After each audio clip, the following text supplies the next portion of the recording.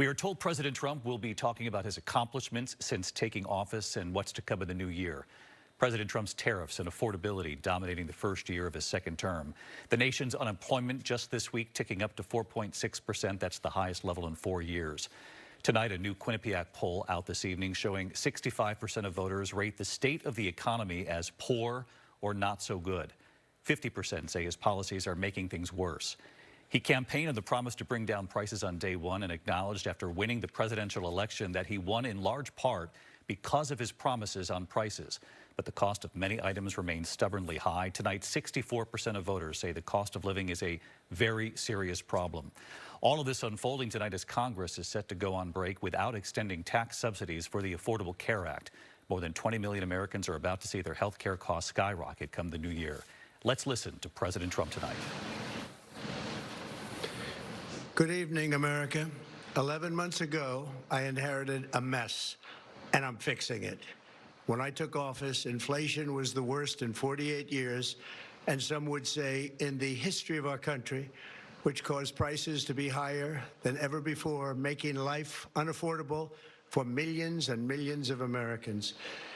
This happened during a Democrat administration, and it's when we first began hearing the word affordability. Our border was open, and because of this, our country was being invaded by an army of 25 million people, many who came from prisons and jails, mental institutions, and insane asylums. They were drug dealers, gang members, and even 11,888 murderers, more than 50% of whom killed more than one person. This is what the Biden administration allowed to happen to our country, and it can never be allowed to happen again.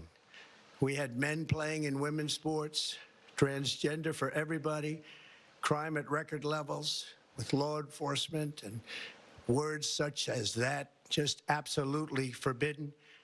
We had the worst trade deals ever made, and our country was laughed at from all over the world. But they're not laughing anymore. Over the past 11 months, we have brought more positive change to Washington than any administration in American history. There's never been anything like it, and I think most would agree. I was elected in a landslide, winning the popular vote and all 7 swing states and everything else, with a mandate to take on a sick and corrupt system that really just took the wealth from people and crushed the dreams of the American people. For the last 4 years, the United States was ruled by politicians who fought only for insiders, illegal aliens, career criminals, corporate lobbyists, prisoners, terrorists, and above all, foreign nations, which took advantage of us at levels never seen before. They flooded your cities and towns with illegal aliens. They decimated your hard-earned savings. They indoctrinated your children with hate for America. They just released a level of violent felons that we had never seen to prey on innocent. They caused war. They caused mayhem. They caused a horrible situation all over the globe. But now you have a president who fights for the law-abiding, hardworking people of our country, the ones who make this nation run, who make this nation work. And after just 1 year, we have achieved more than anyone could have imagined. Starting on day one, I took immediate action to stop the invasion of our southern border. For the past 7 months, 0 illegal aliens have been allowed into our country, a feat which everyone said was absolutely impossible. Do you remember when Joe Biden said that he needed Congress to pass legislation to help close the border? He was always blaming Congress and everyone else. As it turned out, we didn't need legislation. We just needed a new president. We inherited the worst border anywhere in the world, and we quickly turned it into the strongest border in the history of our country. In other words, in a few short months, we went from worst to best. We're deporting criminals, restoring safety to our most dangerous cities. Just take a look at Washington, D.C. It's at levels of safety that we've never seen before. And they decimated the bloodthirsty foreign drug cartels. We did that all by ourselves with our people, and we're so proud of it because they were poisoning and destroying our population. Drugs brought in by ocean and by sea are now down 94%. We have broken the grip of sinister woke radicals in our schools, and control over those schools is back now in the hands of our great and loving states where education belongs. After rebuilding the United States military in my first term, and with the addition we are adding right now, we have the most powerful military anywhere in the world, and it's not even close. I've restored American strength, settled 8 wars in 10 months, destroyed the Iran nuclear threat, and ended the war in Gaza, bringing for the first time in 3,000 years peace to the Middle East, and secured the release of the hostages, both living and dead. Here at home, we're bringing our economy back from the brink of ruin. The last administration and their allies in Congress looted our Treasury for trillions of dollars, driving up prices and everything at levels never seen before. I am bringing those high prices down and bringing them down very fast. Let's look at the facts. Under the Biden administration, car prices rose 22% and in many states 30% or more. Gasoline rose 30 to 50%. Hotel rates rose 37%. Airfares rose 31%. Now, under our leadership, they are all coming down and coming down fast. Democrat politicians also sent the cost of groceries soaring, but we are solving that too. The price of a Thanksgiving turkey was down 33% compared to the Biden last year. The price of eggs is down 82% since March, and everything else is falling rapidly. And it's not done yet, but boy, are we making progress. Nobody can believe what's going on. Here are just some of the efforts that we have underway. You will see in your wallets and bank accounts in the new year. After years of record-setting falling incomes, our policies are boosting take-home pay at a historic pace.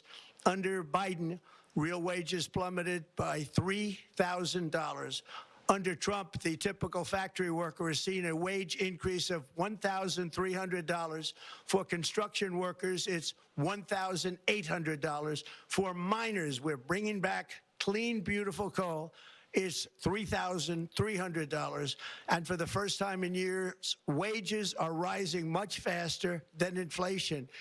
Remember that. The wages, just look at it. Wages are going up much faster than inflation.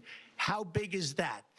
Very importantly, there are more people working today than at any time in American history, and 100% of all jobs created since I took office have been in the private sector. Think of that. 100% of all jobs have been in the private sector rather than government, which is the only way to make a country powerful and great. This historic trend will continue. Already, I've secured a record-breaking $18 trillion of investment into the United States, which means jobs, wage increases, growth, factory openings, and far greater national security. Much of this success has been accomplished by tariffs. My favorite word, tariffs, which for many decades have been used successfully by other countries against us, but not anymore. Companies know that if they build in America, there are no tariffs, and that's why they're coming home to the USA in record numbers.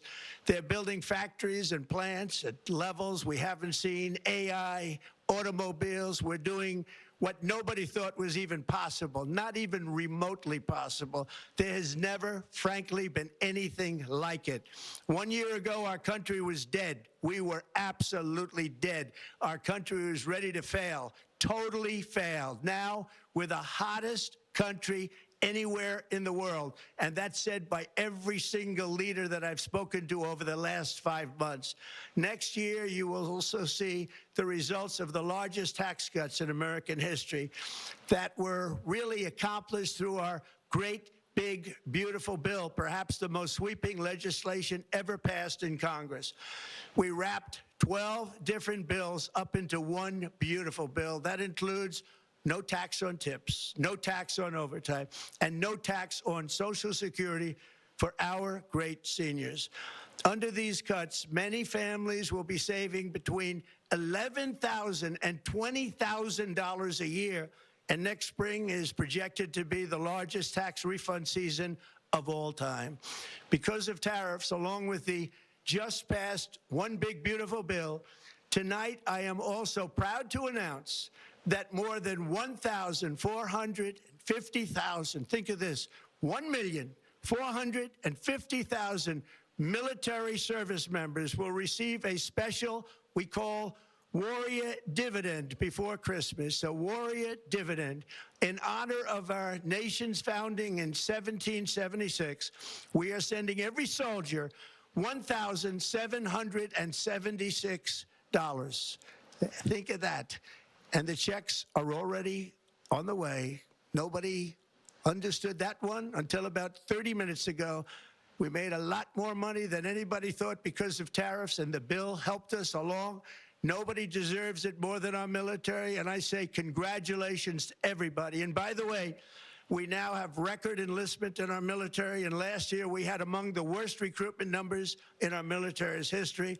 What a difference a year makes. In addition, I'm doing what no politician of either party has ever done, standing up to the special interests to dramatically reduce the price of prescription drugs. I negotiated directly with the drug companies and foreign nations, which were taking advantage of our country for many decades, to slash prices on drugs and pharmaceuticals by as much as 400, 500, and even 600%. In other words, your drug costs will be plummeting downward. And I used the threat of tariffs to get foreign countries who would never have done it to pay the cost of this giant dollar reduction. They stopped ripping us off, and it began as of 4 days ago. There has never been anything like this in the history of our country. Drugs have only gone up, but now they'll be going down by numbers never conceived possible. It's called Most Favored Nation. And no president has ever had the courage or ability to get this done until now. The first of these unprecedented price reductions will be available starting in January through a new website, TrumpRx.gov. And these big price cuts will greatly reduce the cost of health care. I'm also taking on the gigantic health insurance companies that have gotten rich on billions of dollars of money that should go directly to the people. The money should go to the people, that's you, so they can buy their own health insurance, which will give far better benefits at much lower costs. It will be far better health insurance. The current Unaffordable Care Act was created to make insurance companies rich. It was bad health care at much too high a cost. And you see that now in the steep increase in premiums being demanded by the Democrats, and they are demanding those increases, and it's their fault. It is not the Republicans' fault. It's the Democrats' fault. It's the Unaffordable Care Act, and everybody knew it. Again, I want the money to go directly to the people so you can buy your own health care. You'll get much better health care at a much lower price. The only losers will be insurance companies that have gotten rich, and the Democrat Party, which is totally controlled by those same insurance companies. They will not be happy, but that's okay with me, because you, the people, are finally going to be getting great health care at a lower cost. Another major focus is the cost of energy. For years, the radical left Democrats exploited the green energy scam as an excuse to funnel many billions of dollars into their own massive slush funds, as their energy restrictions drastically drove up prices, and they drove them up at record levels. Electricity costs surged 30 to 100% under Biden, and the typical family lost $5,000 to $10,000 in higher energy costs. Think of that, $5,000 to $10,000 you lost. On day one, I declared a national energy emergency. Gasoline is now under $2.50 a gallon in much of the country. In some states, it, by the way, just hit $1.99 a gallon. And within the next 12 months, we will have opened 1,600 new electrical generating plants, a record, and it's a record that won't be beaten by practically, I would say, by anybody. or certainly not very soon, prices on electricity and everything else will fall dramatically. The Democrat inflation disaster, again, the worst in the history of our country, also robbed millions of Americans of home ownership and indeed the American dream. The yearly cost of a typical new mortgage increased by $15,000 under Democrat rule. In 11 months, we've already gotten that annual cost down by $3,000, and it's coming down a lot lower. Wait till you see. The numbers are going to be shocking. And I'll soon announce our next chairman of the Federal Reserve, someone who believes in lower interest rates by a lot, and mortgage payments will be coming down even further. Early the new year, and you will see this, in the new year, I will announce some of the most aggressive housing reform plans in American history. A major factor in driving up housing costs was the colossal border invasion. We have never been invaded. This is the worst thing that, frankly, in my opinion, the worst thing that the Biden administration did to our country is the invasion at the border. The last administration and their allies in Congress brought in millions and millions of migrants and gave them taxpayer-funded housing while your rent and housing costs skyrocketed. Over 60% of growth in the rental market came from foreign migrants. At the same time, illegal aliens stole American jobs and flooded emergency rooms, getting free health care and education paid for by you, the American taxpayer. They also increased the cost of law enforcement by numbers so high that they are not even to be mentioned.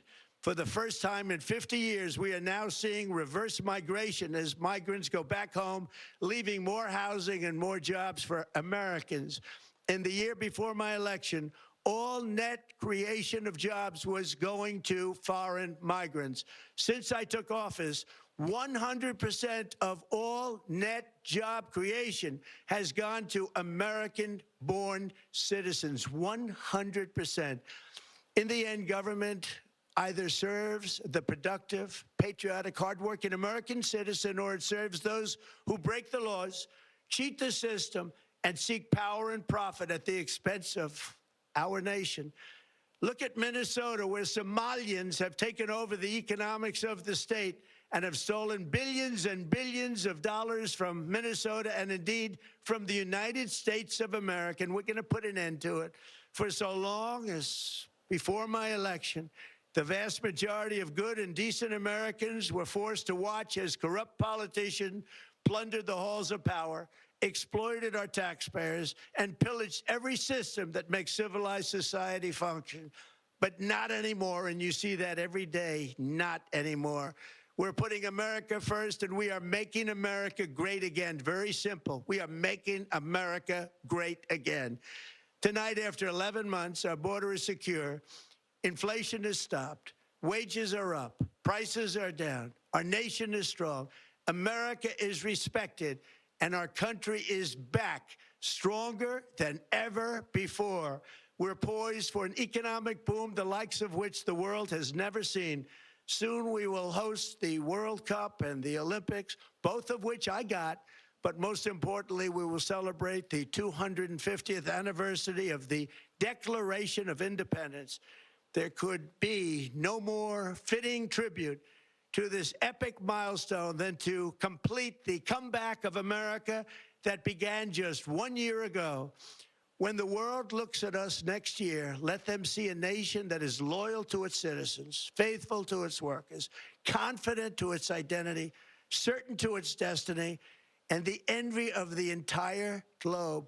We are respected again like we have never been respected before. To each and every one of you, have a Merry Christmas and a Happy New Year. God bless you all.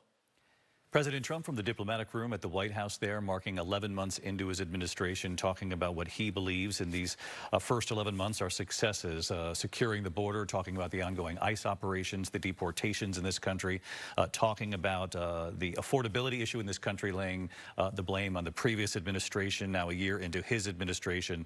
Talked about tariffs. He said, tariffs, my favorite word. He announced tonight that more than 1 million and 1.4 million military service members will be given dividends funds from the tariffs, a check for $1,776 for each one of these military service members. He said those checks are on the way.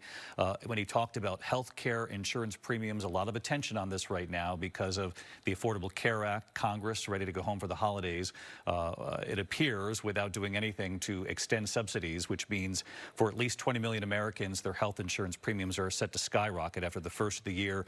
He said this is the Democrats' fault. These premiums are going up, despite the fact that a lot of this rests on Congress's shoulders, and certainly questions for the president going into the election, saying he had the contours of a plan, in essence, a health insurance plan. He did talk tonight about returning the money to the people when it comes to health insurance. But I'll get to Mary Bruce, our chief White House correspondent, for more on this. If there's any kind of proposal that's been issued by the White House to explain what this means, because in the meantime, for millions, premiums are going up. He also talked about prices in this country. You know, any president and presidents before him have dealt with affordability. President Biden did. Prices were high under the Biden administration and some of the previous administrations as well. And you can make the case that prices are going down, but people look at the prices at the grocery store on certain items and they know what they're paying for them. So it becomes a bit of a challenge for really any administration when it comes to affordability.